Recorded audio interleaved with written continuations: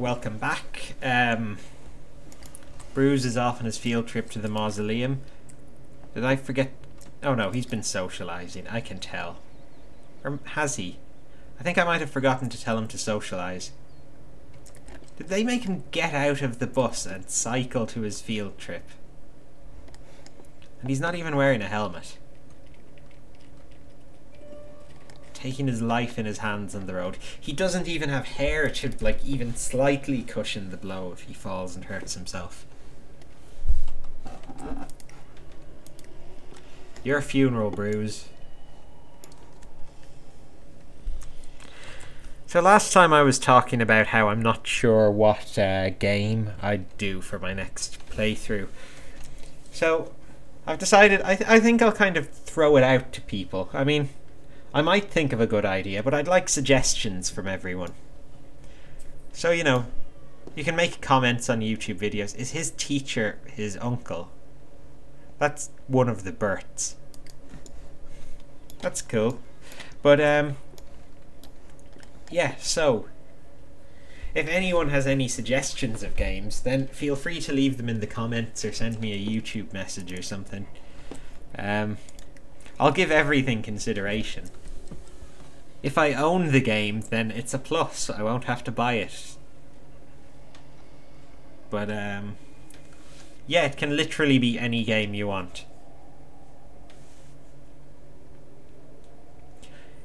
I would say on any platform, but I'm not sure I have the right equipment to do that. I think I need a better TV tuner card. If it's a Sega Mega Drive game, though, then that's doable. I can play Sega Mega Drive games. Because that's something it's actually a fairly elaborate setup, but I used to have my computer set up to, like, literally do everything that I needed. So I have a TV tuner card in the back, so my computer was my TV, and then I could plug in my Sega Mega Drive into the back, so it was my Sega Mega Drive as well. I could plug some of my consoles in as well. The ones that had the right kind of input. I don't think SCART works, the other one though. You know, the roundy antenna thing. So yeah, I could watch VHS tapes on my computer, I could copy them and back them up. It was brilliant until I, you know, got to the pain of having to switch the wires for everything. And I realised it's just easier to have a separate TV to, you know, do television stuff on. Because I'd have to plug out one wire, plug it for the VCR, plug in another for the Mega Drive, and then the wires would get tangled, and it took up a lot of space on my desk. A lot of dust built up on top of everything. It was just cluttered. And then if I dropped something in between, like the VCR and my Xbox or something, my Xbox was on the desk as well, hooked up to it. That was hooked up to the computer monitor. Not through the computer though, so that was another wire to switch, and my PS3 was there as well. So I just lost track of what was plugged in. It became too much of a pain. So the lesson is, keep your devices separate. Also, don't buy all the consoles, because I have all the consoles of this generation, and to be honest, I never play them. I play my PC. My Xbox, I played Fable 2 and Saints Row 1 on, and never used it for anything else ever. And you have to pay for online play. I mean, that's ridiculous. That's a horrible system. I mean, I don't know who would do that. You just get a PC. You've got better graphics. You can play online for free. And I think it's a more mature crowd when you play online as well. I know Xbox Live has a very bad reputation. But then I suppose Microsoft's games on Windows often have games for Windows Live, which I think lets PC players play with Xbox players. I'm not sure. I think it's cross-platform, but it's horrible. I seriously want to strangle whoever made games for Windows Live. It's like, oh, you have to sign up for a Microsoft account, then sign your Microsoft account up for an account, and then it'll only sometimes log you in, and then there's a remember my password button when you log in that never works. It never remembers your password. Every time you go into a game, it'll ask you for your password. It's just terrible. I don't know how I got sidelined into that rant. I had a bad experience with games for Windows Live this week. I was trying to get Fable 3 to work for Maeve, because we've been playing through it together. Because I started the game on my own a good while ago, and I didn't really enjoy it, so I'm seeing if it's more fun cooperatively. And so far it is, like, it's pretty good.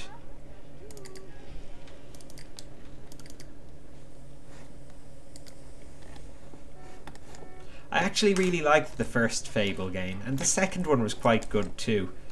I think the third one is just kind of the second one, but made too easy.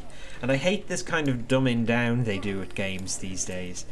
Like, I think Peter Molyneux, the guy who makes the Fable games, he's an absolute genius. I think he made like Team Hospital and Black and White and all those brilliant games. And Fable 1 as well, of course.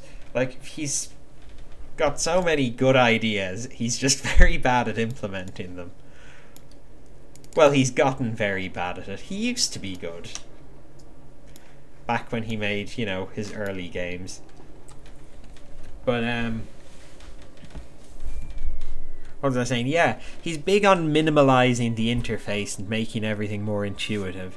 So, like, one thing I think he said he wanted in the Fable games was he didn't want to have like a heads-up display. None of these stats at the bottom of the screen or health bars or anything. He wanted you to be able to judge everything just by looking at the screen. And, you know, that's kind of handy, but like, it's a nice idea. It clears up what you can see. It's also just a pain for usability.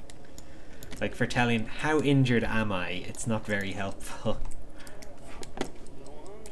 Then there was his other thing as well, where he wants to reduce the amount of button presses. So he has things like you can only, when you need like an item like a potion or something, like if your health is low, then your Y button makes you take a potion, and if you're playing with your dog, your Y button makes you do something else. And if you're climbing a tree or something, your Y button makes you climb faster.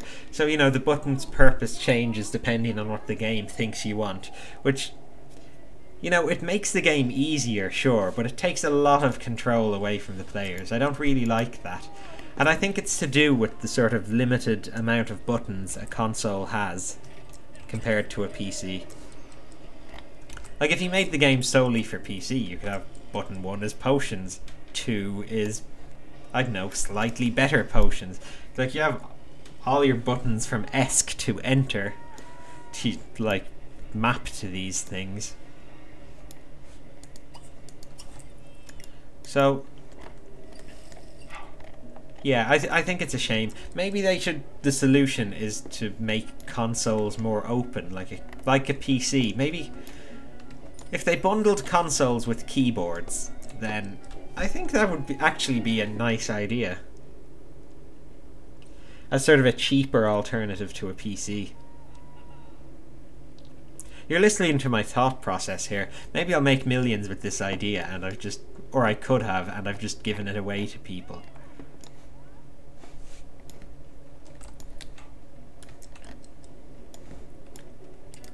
I mean, consoles are turning into PCs anyway, with all this online play and everything. Oh, does he have homework to do? Oh, good grade in school. That's from the field trip, I think. What's this? An unknown seed of uncommon rarity. I wonder what that'll grow. Oh, here's another random topic I thought of to talk about. Numpads on keyboards. It's like, what are the numbers on a numpad for? Well, no, I know what they're for. You know, it's extra number keys, but I find it weird when people use them as number keys. Like, the numpad, as far as I'm concerned, is like section of the keyboard you use to play Civilization. And maybe Final Fantasy VII if you have the older PC versions. But I mean, as actual numbers go, I use the numbers above the letters. But I find that people I work with, most of them older than me, use the numpad. And it got me thinking, I wonder, is it a generational thing, or do they just prefer the layout, or what? I just find it really weird that the numbers on a numpad start with the high ones and go down to the low. I suppose phones are like that. Actually, phones aren't like that. Yeah, what? Are calculators like that? They could be. I never pay much attention to the number layout on calculators. I'm going to have to check this. Actually, I'll open up Windows Calculator here on my laptop. I always have two computers on at the same time. It's a horrible waste of electricity. Yeah, Windows Calculator follows the numpad layout, but maybe that's just because it's Windows Calculator and, you know, they expect you to use a keyboard. Actually, hang on a second. Let me get a look at Calculator again. Oh no, I was wondering if the buttons in Calculator are all laid out the same as a numpad, but I don't think they are. No, they're not. That would be really clever though, if Microsoft did that. Just, you know, Bill Gates, if you're watching. I don't think he actually does Microsoft, like, factory work these days. I don't think he sits in his room programming away at the next Windows. More's the pity, because Windows is really going down the toilet. I mean, Windows 8, yeah. It's a tablet operating system on a desktop computer. It's ridiculous. And it's 16 gigs. 16, I mean, that's too big to use on a tablet device. It's completely nonsensical to make that operating system's design. What they need to do is make a small version for tablets. You can make a bigger version for computers, and the computer won't get rid of this Metro interface and the big touchscreen buttons. Maybe, I don't mind trying something new, but, you know, optimize it for keyboard and mouse input, because that's what people are going to use on a PC. They're going to need to type, so they'll have a keyboard. They're going to need to move the cursor around, they'll have a mouse. Touch screens aren't accurate enough for that sort of thing, like proper document editing. So, yeah. I mean, I don't know what the idea is with it. I've been complaining a lot this video. This has just been like my big griping session. Yeah, this is my moany video, I've decided. This is the one where I'm just going to completely unashamedly moan about things I don't like. Cyclists. Now, not cyclists in general. I think cycling is a good thing. Like, I don't own a car myself. I get the bus everywhere I walk. I mean, but if I lived in a place with worse public transport, I would probably have to cycle. And, you know, okay, I'd cycle. But while cycling, I would do my very best to obey the rules of the road. I would stop at red lights. I would, you know, wear a helmet and all of that jazz. But, you know, I would be a courteous person and try to avoid hitting people. Not other cyclists, though, it seems. I mean, I live in the middle of Dublin, so it's quite busy. But literally, like, I have to... Let me just frame it for this. I have to cross the River Liffey every morning to get to the train station to go to work. So I don't literally swim, of course, there's a bridge. But on either side, on the roads on the quays, literally every morning I'm nearly run over by a cyclist at a pedestrian crossing who has decided to just run through a red light. Like, oh, I don't see a red light, I'm just going to cycle through. It's ridiculous. I mean, it's gotten to the point where I shout at them, and it takes a lot to get me to that point. And they don't do anything. I mean, I probably look like a madman shouting after someone on a bike who's long out of hearing range. But yeah, if you're one of those cyclists, then really, you're banned. You're banned from my videos. You can redeem yourself by, you know, changing your ways if you want. But until then, you're banned. I don't want you watching my videos. So yeah. And if you do, I don't know. I know some people who work for Google, vaguely. Maybe I can get them to track you down through your comment or something. You know, all this secret surveillance internet companies do. Anyway, okay, that rant kind of died in a big sort of rambling sentence that didn't go anywhere. Point remains, though. If you're going to ride a bike, ride it carefully and follow the rules.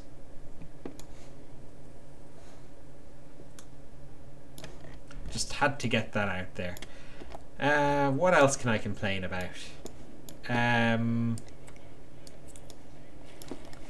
Oh no, I'm running out of things to complain about. If I wasn't meant to be complaining, I could probably think of a million. But I've put myself on the spot now.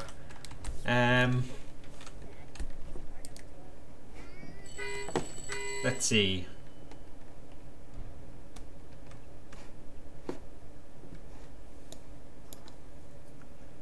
Tablet computers. I know that kind of comes into under something I did earlier. The whole Windows thing. I don't see the point in tablet computers. It's like having a really, really big smartphone. And, you know, the handy thing about smartphones is that they're smaller than laptops. I mean, it's like, I don't want a touch screen. I don't want a touch screen interface on my laptop.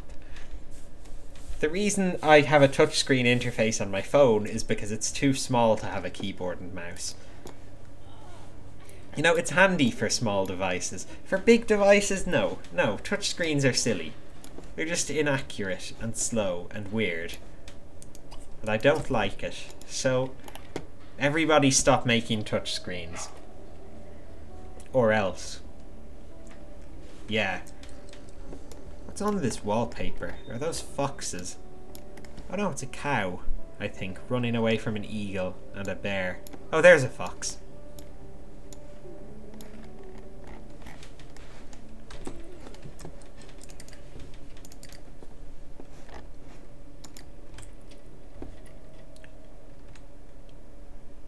Bentley, a man in a hurry. I'm getting a lot of freezes. I might wrap up this video in a second. Before the game crashes and I lose all my progress.